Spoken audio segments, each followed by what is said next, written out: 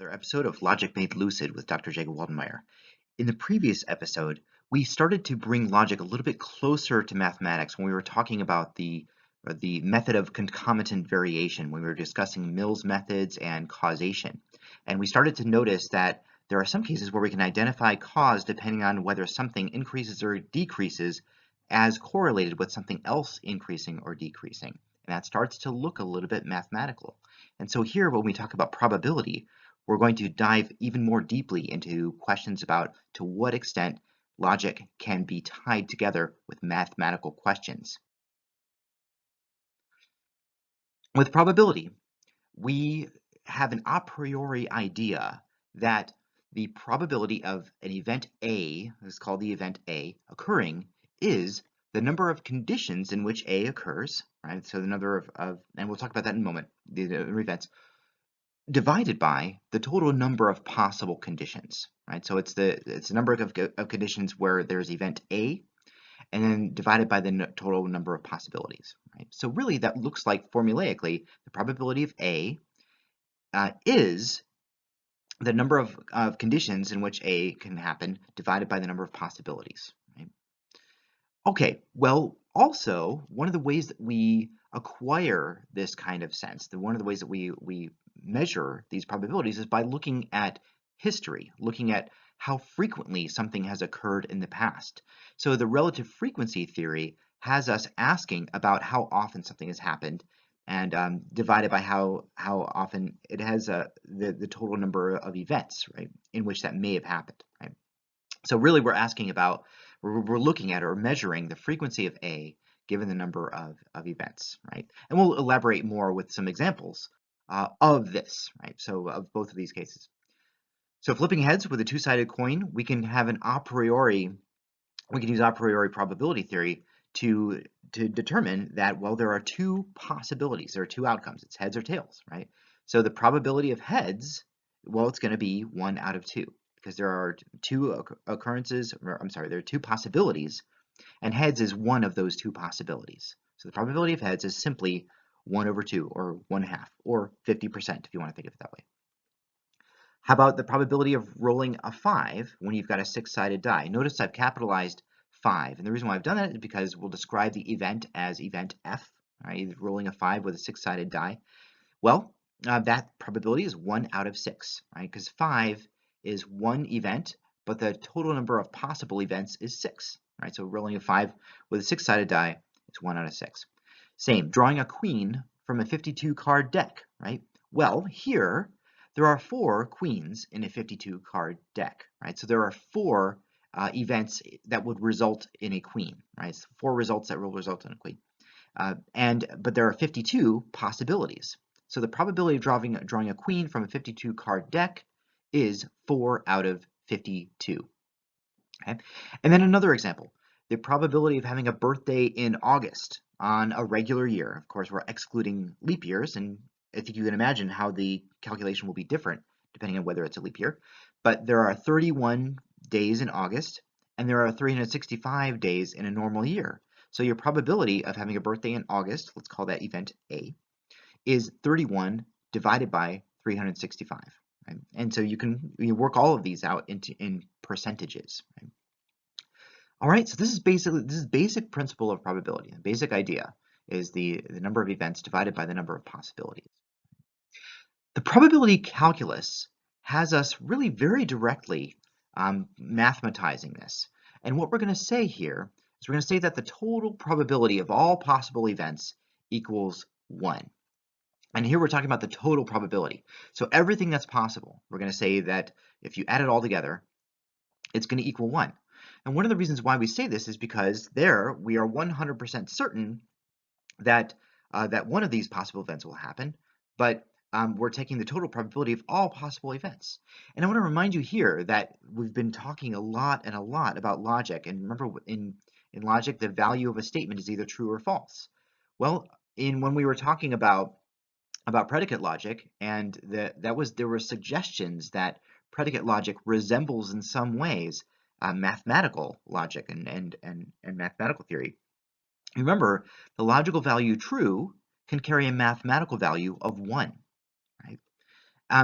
Now, that can lead us to the probability of an impossible event, right? If something is totally impossible, the probability equals 0.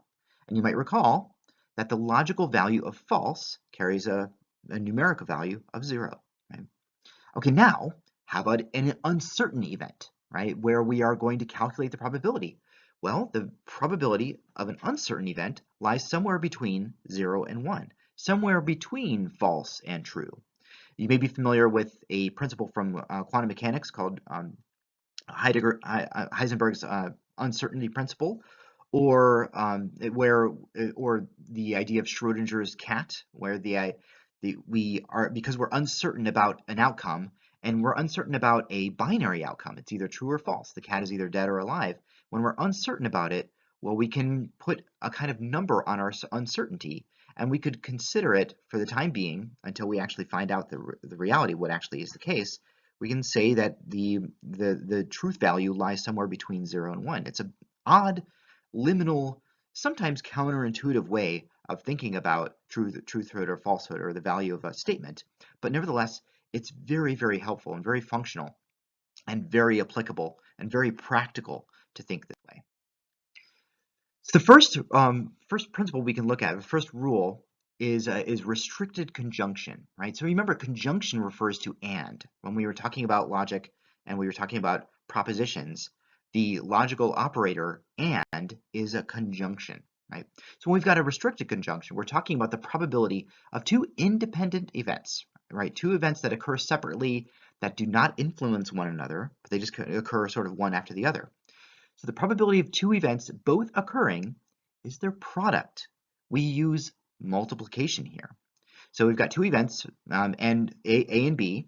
So the probability of A and the probability of B. Well, what that looks like is the probability of A and B is the probability of A times the probability of B. Right, so let's say you've got flipping heads twice, right? So that's two events, and notice they are independent events because flipping a coin the second time is not influenced by the coin toss on the first time, right? We're gonna call this without replacement, right? Something's without replacement.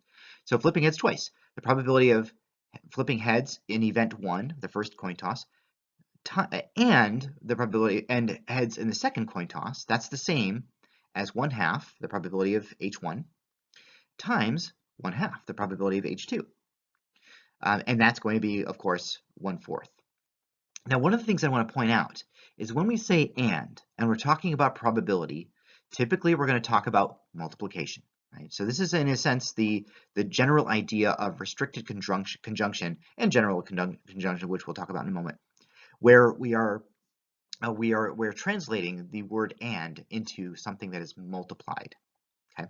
Now I know that ordinarily when we're not talking about probabilities and you refer to and, ordinarily you would want to say plus or use addition, but in this case when we're dealing with probabilities, we're dealing with sets of events, we're dealing with sets of outcomes, and you will see in a moment, especially because of the principle of probability, where the total of all possible events equals 1. We'll see in a moment why we need to understand and as multiplication when we're dealing with sets and intersections of sets and so forth. All right, the general conjunction rule. So earlier that was the restricted conjunction rule when there's not replacement. But what about when we've got the probability of two dependent events? So these are events where one event does influence the outcome of the next event, right? So what's the probability of two dependent events both occurring without replacement? So we're going to say without replacement because we're not kind of resetting the board after the first event occurs. We're taking the results of the first event and letting that modify how we calculate the probability of the second event. Right? So we've got event A and the probability of A, and then what we're going to say is the probability of B, the subsequent event, given A. Right? So given that A has occurred, what is the probability of B? Right? So notice event A changes the probability of B. So we're going to need to say the probability of A and B is the probability of A, the first event, multiplied by the probability of B given A. Right? Since A has now happened, now what's the probability of B? So here's an example of this, and given we represent that as a vertical bar. So here's an example, drawing 2 queens in a row from a deck of cards, right? So drawing the first queen, so drawing the probability of drawing a queen on the first draw and a queen on the second draw is going to be 4 out of 52. That's the probability of the queen on the first draw. Remember, we talked about this in a couple of slides ago. It's 4 out of 52, right? You've got a full deck of cards. 4 of those cards are queens, right? But the total number of cards is 52, so 4 out of 52. But now, if you don't replace that card, you keep that card off, you keep that card drawn, now you're left with a different kind of probability calculation, all right? Now you've got 3, because there are 3 queens that remain in the deck, and you've only got 51 cards that remain in the deck. So your the probability of B given A is 3 out of 51. So altogether, the probability of drawing first a queen and then another queen is going to be the product of the probability of queen 1 multiplied by the probability of queen 2 given queen 1, right? So 4 out of 52 times 3 out of 51, which is 12 out of 2652, right? And you could do the math. You could reduce this down. I'm not sure if 2652 is divisible by 12. It very well may be. But you could certainly they're both divisible by 2, so you could reduce that in a way. All right, now I want to point out when we say something given something else, we're going to use this symbol, right? So whenever you see that, we're talking about something given something else. You could almost think of it as a conditional operator. You can almost think of it that way. It doesn't quite work as thoroughly as we might hope for it to qualify as a true conditional operator in the way that we've been using it in the past. But it's close enough. So we'll use this symbol here. This is the convention. All right, so more about conditional probability. When we say without replacement, what we mean is that event A influences the probability of other events. In other words, we're not hitting the reset button during the second event. Before the second event, we're keeping the results from the first event. Right? So event A influences the probability of other events. Just another way of thinking about it. So if you want to kind of look at this formulaically, we'd say when drawing from a deck of n cards, if event A represents drawing 1 card, then A having occurred implies, or as a consequent, that Bn, in other words, the number of cards under event B, the number under event B, is the number under event A minus 1. So you drew 1 card, so you're taking the number of cards from event A and you're subtracting 1, and then you get the number of cards for event B. Right? So that's a way to look at it a little bit mathematically, a little bit formulaically there. All right. So restricted disjunction. So now we're moving to another logical operator that we've come to know very well, disjunction. This is the OR operator. And when we're talking about a restricted disjunction, we're talking about the probability that either of 2 exclusive events occur, right? 2 exclusive events. In other words, there's not any overlap between the 2. So here, when we're talking about OR, and we're dealing with probabilities and sets, we're talking about the sum, right? So the probability of event A occurring or the probability of event B occurring. And then what this looks like formulaically is that the probability of A or B is the probability of A plus the probability of B. So an example of this could be drawing a queen or a king, right? So here earlier we talked about drawing a queen and then drawing another queen.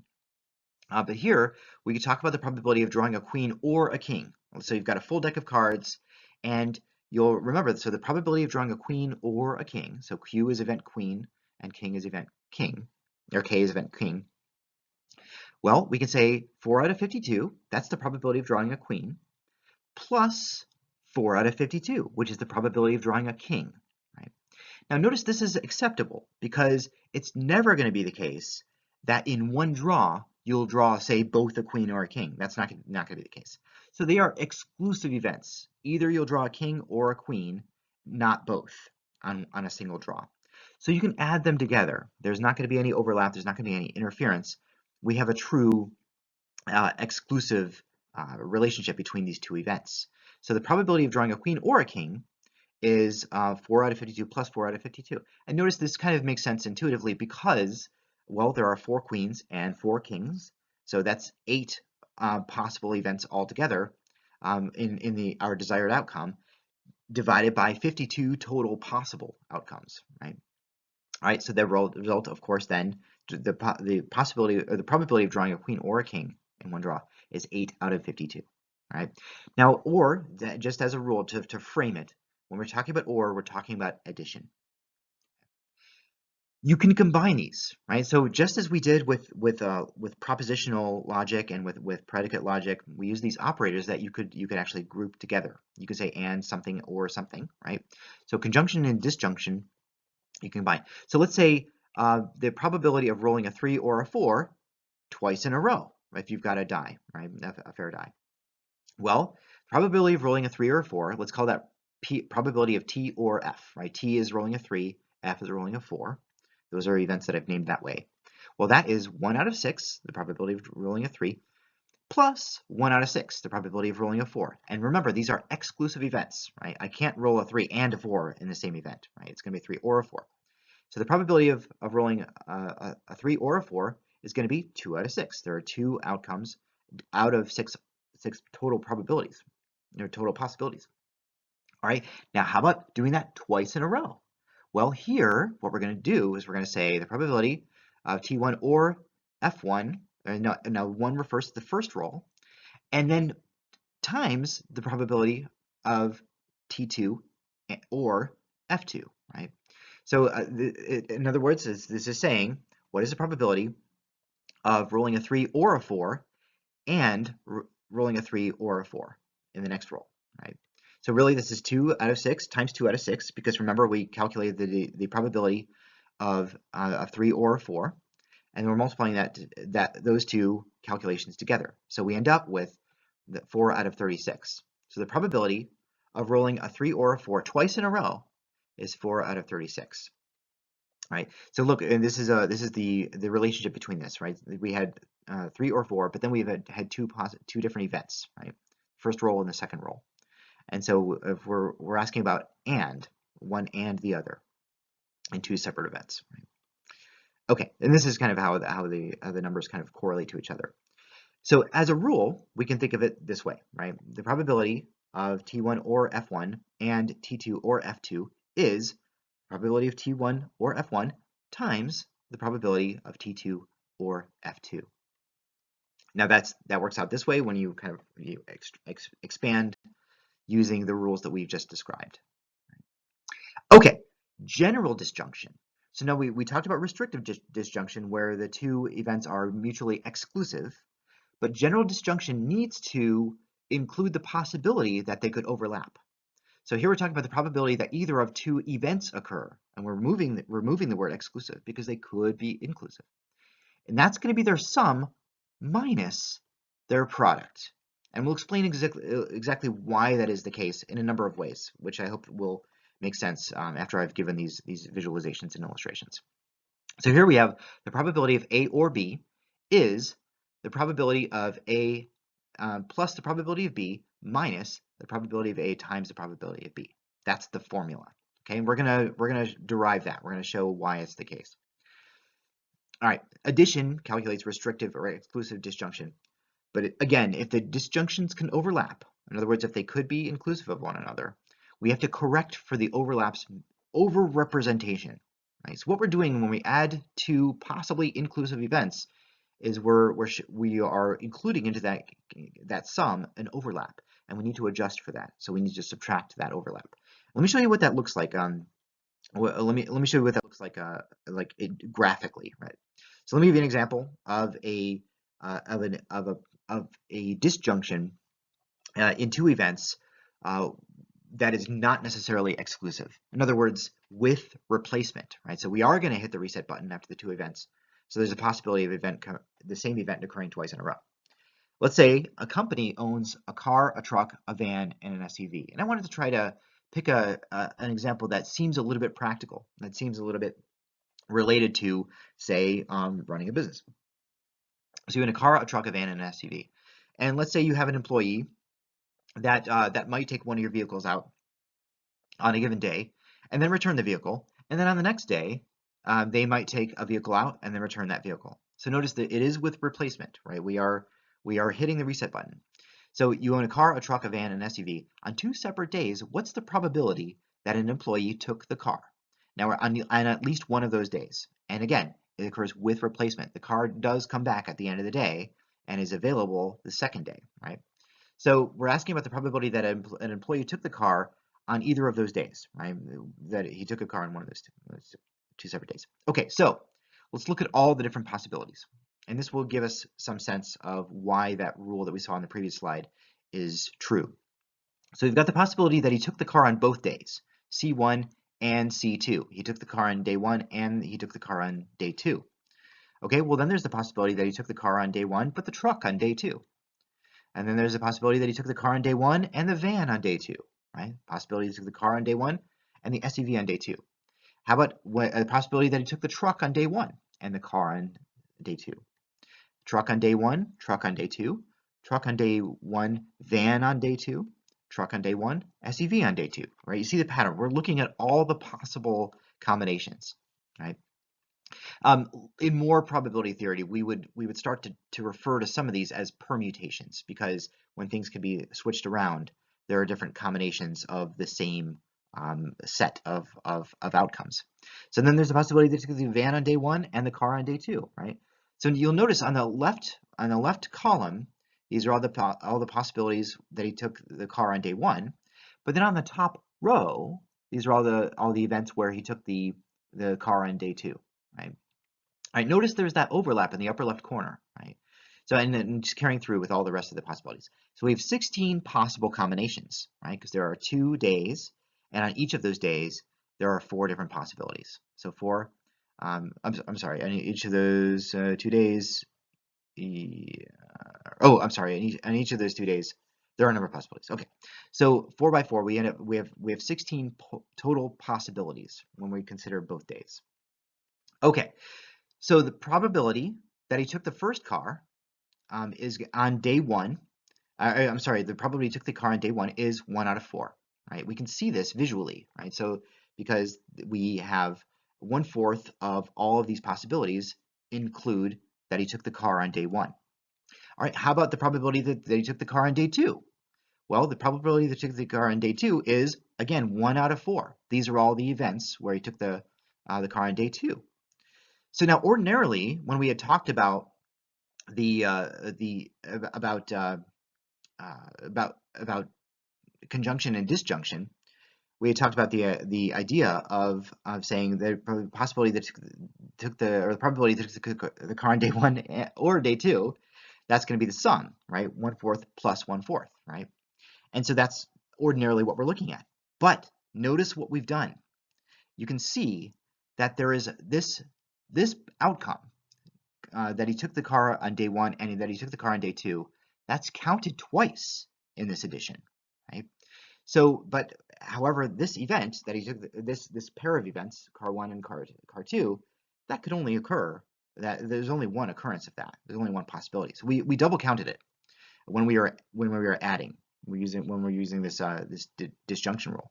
So we have to accommodate for that. And what we do is we subtract the one of those cases, right? One of those extra counted cases. So we subtract the probability of C1 and C2. Now, of course, the probability of C1 and C2, that is the probability of C1 times the probability of C2. So it's 1/4 times 1/4, right? Because the probability of C1, again, is 1/4. The probability of C2 is also 1/4. So 1/4 times 1/4 is going to be 1/16, right? We see here. So the probability of, and when we of course run the math, we've got 1/4 plus 1/4 minus 1/16. Well, that's really the same as 4/16 plus 4/16 minus 1/16, and that's going to be 8/16 minus 1/16, which is 7/16. So that's our result, right? That's the probability that he took the car on either of those days, right? All right. Now we can think of this another way, and this is the way that is also kind of described in our text. There are several outcomes that we can kind of encapsulate using this. There's a probability that he took the car on day 1 and not on day 2. This is the one that we have on the left. There's a probability that he didn't take the car on day 1, but he did take the car on day 2. So not C1 and C2. Then there's the probability that he took the car on both days. And what we could do is we can add those together. That's another way of resolving this and showing the general disjunction rule. All right, so so the probability of C1 and not C2, what we're talking about is this set, right? Well, I'm sorry, we're talking about the overlap between these, right? Because the probability of C1 is 1/4, and the probability of C2, or the probability of not C2, is 3/4. So you see this wide square, right? This wide box, or the wide set. Sorry, it's not a square; it's a rectangle. This wide rectangle includes all of the events when not C2 is the case, right? So when we're multiplying and we're using sets, we're looking at the intersection of those sets. And if we were doing set theory, we would definitely be able to see why this is the case. So what we're talking about here is 1/4 times 3/4 and the intersection of these two sets. And that looks like this. That is the intersection. So the probability of C1 and not C2 is 1/4, which is the probability of C1, times 3/4, which is the probability of not C2. And then you end up with 3/16. You see how that works, right? Okay, now let's go over to the probability of not C1 and yes C2, right? So there that looks like this. We've got these are all the outcomes when not C1, right? You see this? We've excluded C1.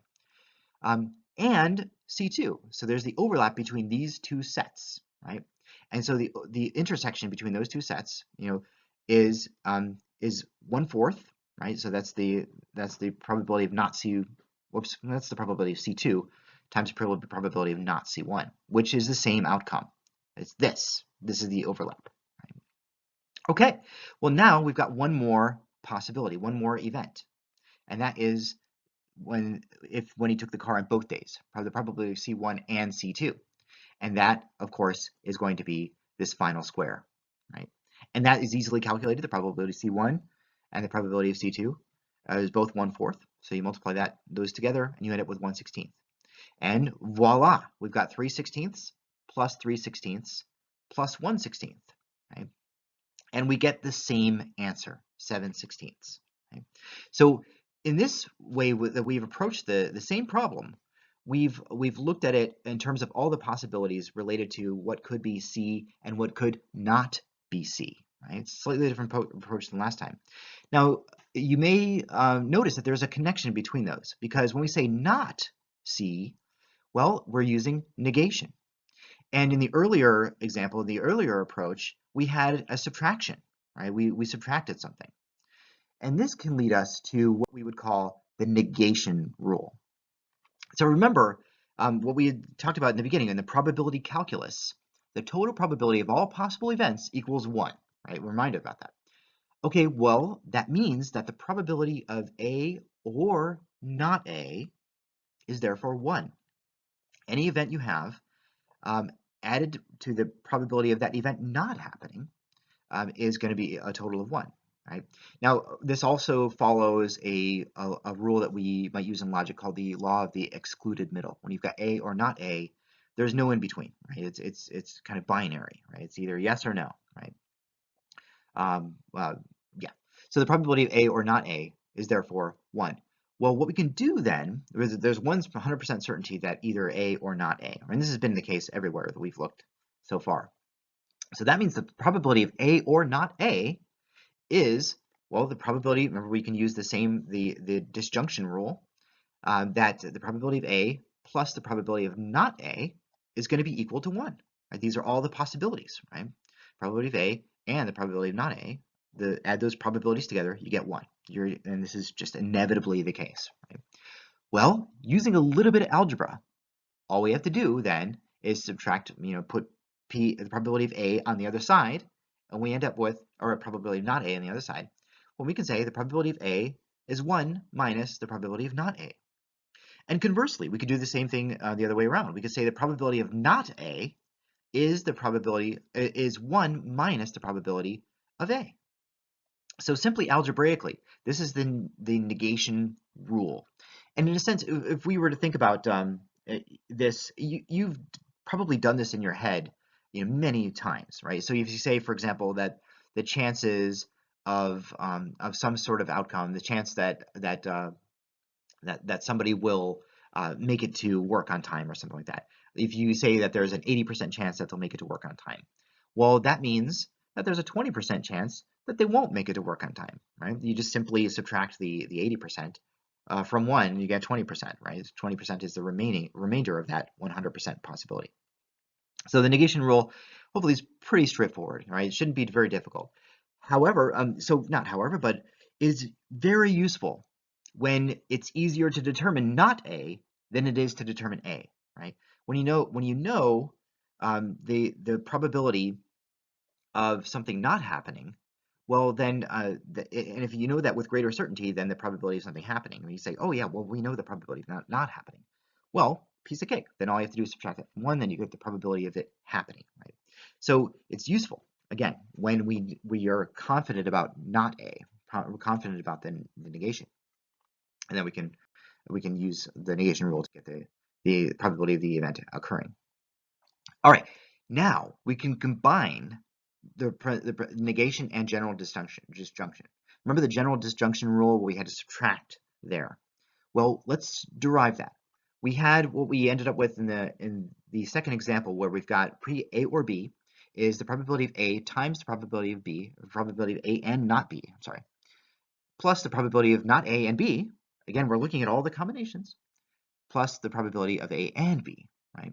So the exclusions are when they are mutually exclusive, and also that one case where they overlap when you've got a conjunction. Okay, so well, what we could do is we can split up those junctions using the conjunction and disjunction rules, right? So we end up with the probability of A times the probability of not B plus the probability of not A times the probability of B plus the probability of A times the probability of B. And this is what's happened here, right, with these arrows, right? All we've done is we've used the conjunction and disjunction rules to separate out those probabilities, right? Then, well, we've got some negations, right? We've got a probability of not B, and we've got a probability of not A. Well, we're using the negation rule. We can just convert those probability of not B into 1 minus the probability of B. And we can convert the probability of not A into 1 minus the probability of A, right? So this is what we end up with here. And this is, if you want to follow the not B converted to 1 minus B, or probability B, that's what this looks like. This is what has happened here, right? Well, now we can use the distributive property, right? Notice we've got a bunch of coefficients. We've got a coefficient probability of A, and we've got a probability of B as a coefficient. So you can distribute those, right? So then you have the probability of A, and those and probability of B. Those come from here, and we've distributed them across those negations, and so we end up with this as a result, right? When we crunch all the numbers, we do all the math, we add and subtract, you end up with exactly what we had started out with, right? The probability of A or B is the probability of A plus the probability of B minus the probability of A and B. Right? Okay, moving forward. Now, really the culmination of much of what we've been talking about could be, well, it could all be encapsulated in Bayes' theorem. Bayes' theorem brings together many of the concepts that we've been talking about here. Bayes' theorem applies to situations where we've got two categories, let's call them A1 and A2, that are mutually exclusive. In other words, they don't overlap. So either A1 or A2 is going to be the outcome. All right. And so in other words, if A1, then not A2, and if A2, then not A1. Right, so there's this bijunction, right? And if they're jointly exhaustive, right, that means that they cover all possibilities, right? There's no exclusion. Their total probability is 1. It's either going to be A1 or A2, and not neither, right? I may have overstepped when I said that. So that means the probability of A1 plus the probability of A2 is going to be equal to 1, right? So they are exhaustive. They cover all possibilities. One of those things you can think about, an example of this might be it's either the sun is visible or the sun is not visible, right? And we could qualify that by saying either no part of the sun is visible or some part of the sun is visible, or if there's a cloud covering part of it or something like that. That covers all the possibilities, right? So they are jointly exhaustive. And also if they are conditional. So if their probability is dependent, right? And notice this idea of givenness reappears here. So the probability of A means that there is some sort of, it is dependent on the outcome of B, right? Some other event, right? Okay, so we're going to picture this way. We've got event A1 and we've got event A2. And we're going to say that they are mutually exclusive. There's no overlap. Notice it's not a Venn diagram. We've got an overlapping situation. Although, well, we could say it's a non-overlapping Venn diagram in a sense. And they're jointly exhaustive, right? So that means they cover all possibilities. So let's say, just hypothetically, that the probability of A1 is 30%. And let's say then, well, and you could almost guess that if they are jointly exhaustive, that means the probability of A2 has to be 70%, right? Because that's what completes the one. That's what completes the unit. That's what completes 100%, right? So they are jointly exhaustive. And so what we're going to do is we're going to see how we can calculate the probability of A1 or A2 based on the outcome of some conditional event that occurs, right? And this is going to be very interesting, and it's extremely useful almost everywhere where we're trying to ascertain the probability of certain things, right? Another way of putting this is to say, based on the given result from some subset, we can calculate the probability of its superset, right? In other words, of in which set it occurred, probably, right? Now, of course, none of this is certain, right? Unless we're talking about the probability of A plus the probability of not A, then we have some certainty. But the probabilities themselves, well, again, we're talking about probabilities. We're not necessarily talking about true or false. We're talking about somewhere between true and false, right? We're talking about what we don't know. All right, let me give you this visualization of Bayes' theorem. Here is what's happening. So again, we've got A1 and A2. These are those two boxes, those two events. All right, and let's say that there is an event that can occur that we're going to call B, and the probability of B, I didn't put the B up quite yet. Let's say that within given event A, there is another event that is correlated with A1, right? And let's call that event B. Now notice B does not fill all of A, right? B is a percentage of A, right? So we're going to talk about the probability of B. Now let's go over to A2. Now given A2, B is going to be different. The probability of B is different, right? Given A2. So the probability of B is going to depend on whether it's A1 or A2, right? So let's say, again, we're borrowing this from the previous slide, the probability of A1 equals 30%. The probability of A2 is 70%. Remember, they're jointly exhaustive and mutually exclusive. You can't have A1 and A2, right? All right, now let's look at B, the probability of B. The probability of B on the left side, probability of B given A1, the probability of B inside set A1, let's call that 40%, right? Let's call it 40%. And then, so given situation A1, the probability of B is 40%, right? That's really what we're saying there. Let's go over to the other side, all right? Now we've got the probability of B given A2. Let's call that 80%. Let's just say, for example, that it's 80%, all right? So that means given situation A2, the probability of B is 80%. So notice, again, the probability of B depends on whether we are talking about situation A1 or the situation A2. All right. So again, Bayes' theorem is saying is pointing out that based on whether an outcome is B or not B, we can calculate the probability of A1 or the probability of A2 given B or not B. Right? Given whether we find out that B or not B. Okay. So let me give you an example. I'm sorry. And here is Bayes' theorem, right? This is the formula, right? And this is true, right? And there are ways to derive it. We don't necessarily need to go into that much detail here, but this is Bayes' theorem, right? This is the probability. Now this is a simplified version because you could do this with more events, right? Let's say you had an A3 and A4 and A5, and of course they would all need to be mutually exclusive and jointly exhaustive. In other words, no overlaps, and they taken together, they all have a probability of a total of 1, right? when you add up all their probabilities. That still needs to be the case, but there are ways in which you can use Bayes' theorem when there are more supersets, more possibilities. Again, this theorem is extremely flexible and very useful, and fairly precise when we're thinking about probabilities, right? Okay, let's take a look at what's happening here, right? With this, right? So we've got on the top, on the numerator of this equation, we've got the probability of A1, right? So which is going to be 30%, times the probability of B given A1, right? So that's also on the left, right? So you see that the B, which is highlighted in blue there, corresponds to what I've highlighted in pink, right? So notice that same product appears in the denominator, right? That's going to become relevant, right? And we're talking about this, right? So again, the pink refers to this product, right?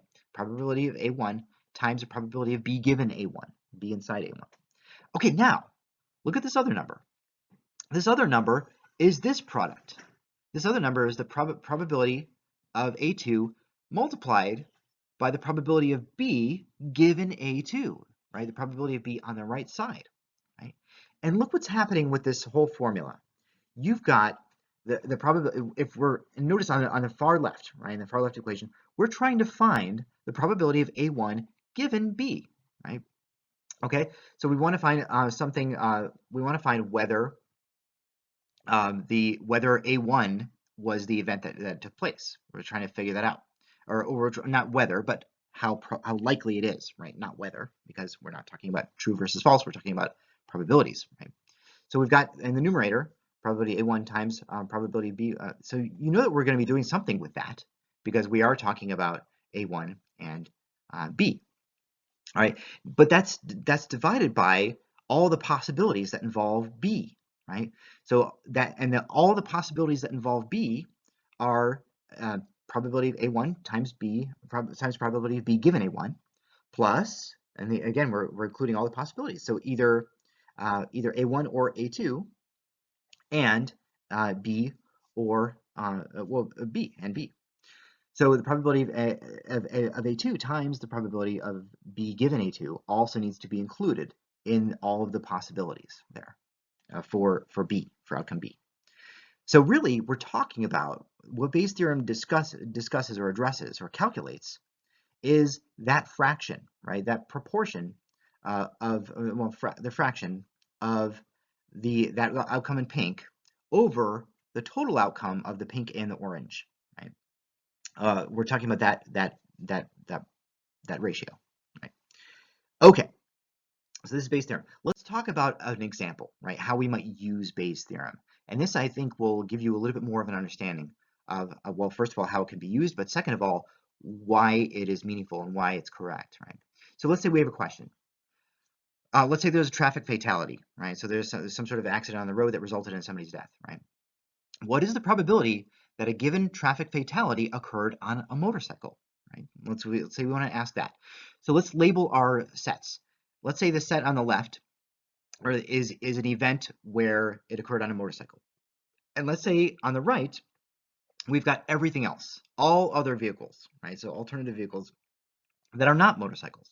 And we need to do this because remember, Bayes' theorem requires that these two sets are mutually exhaustive, right? Or sorry, mutually exclusive and jointly exhaustive, right? So they are exclusive. It's either a motorcycle or some other vehicle. I guess we're not talking about motorcycles that have sidecars or something like that, right? Or other kinds of things like that. We're just talking about motorcycles and not motorcycles, right? Okay. Well, and we're also talking about fatalities, right? So we're talking about fatalities given whether it's a motorcycle or whether it's something else, right? Whether it's all other vehicles. All right, now if we look at some of the statistics, right, on this, and you know, these are estimations, but about 0.6% of all traffic, right? We're talking about traffic miles, and I browsed around and tried to get, you know, roughly accurate numbers on this. They may or may not be perfect, but nevertheless, they'll contribute to our illustration, and hopefully help you understand. So all the motorcycles constitute 0.6% of the traffic, right? Well, you could almost guess what A then is going to be. Well, no, you can. Not only can you guess what A will be, you can calculate what A will be using the negation rule.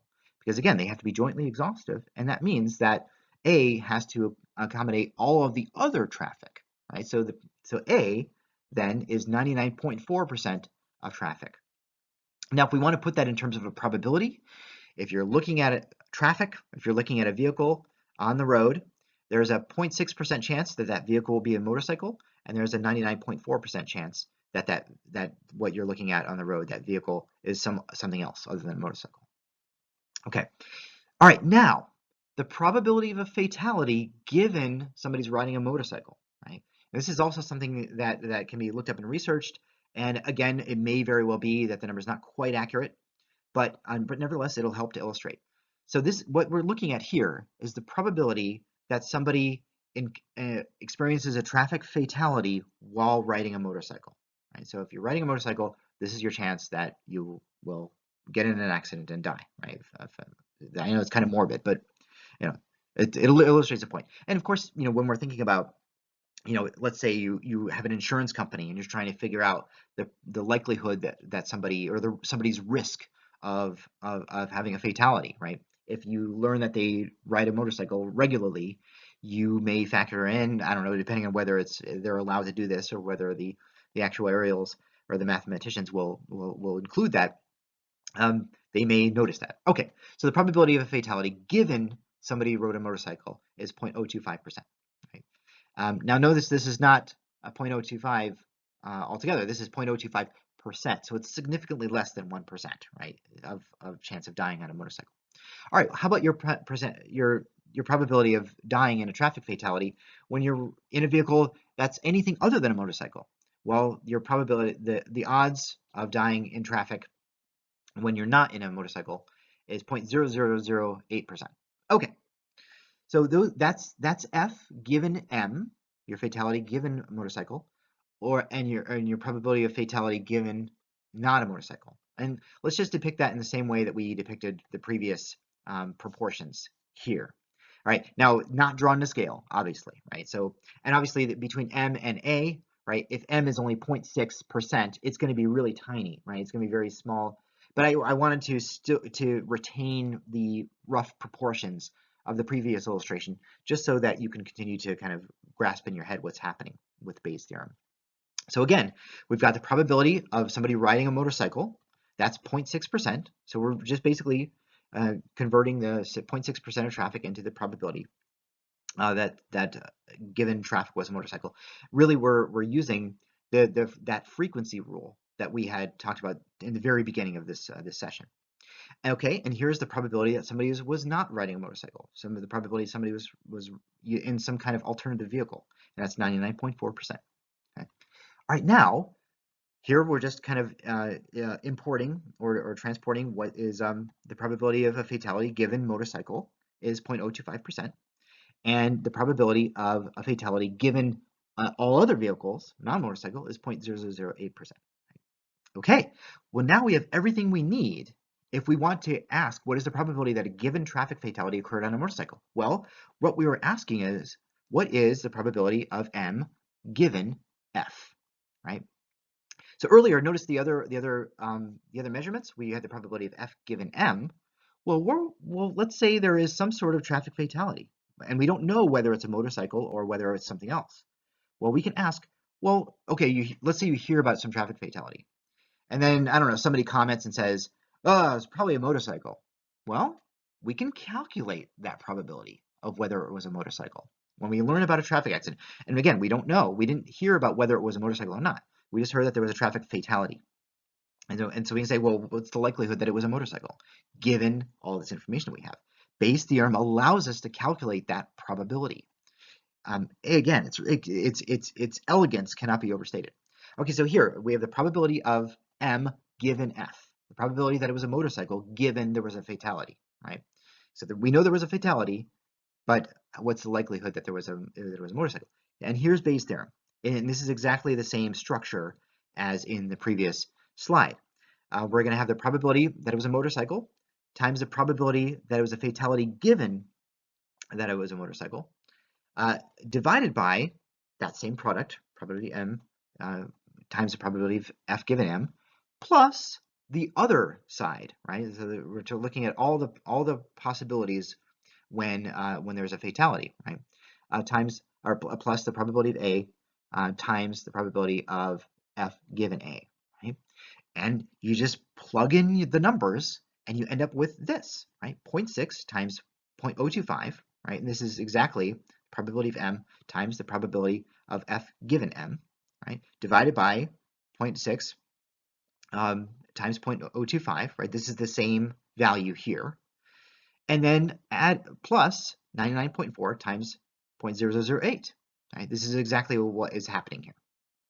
All right, well, we can continue to do the math, and the products of all of these numbers are this, and then we end up, when we add the two the two numbers in the denominator, you end up with 0.015 out of 0.0945, and that's our number. Our number is 15.9%. So what's the probability that a given traffic fatality occurred on a motorcycle? So you hear about you hear that there was a traffic fatality. Well, the probability that it was on a motorcycle is about 16%, right? So that's, in a nutshell, if there is a traffic fatality, there's about a 16% chance that it occurred on a motorcycle. So hopefully you see this example of Bayes' theorem, and you understand why Bayes' theorem is the case, visually, but also logically, when we're dealing with all those rules that we acquired from this introduction to probability in logic. So in the next session, we are then going to move forward with different kinds of mathematization of logic when we talk about statistical reasoning.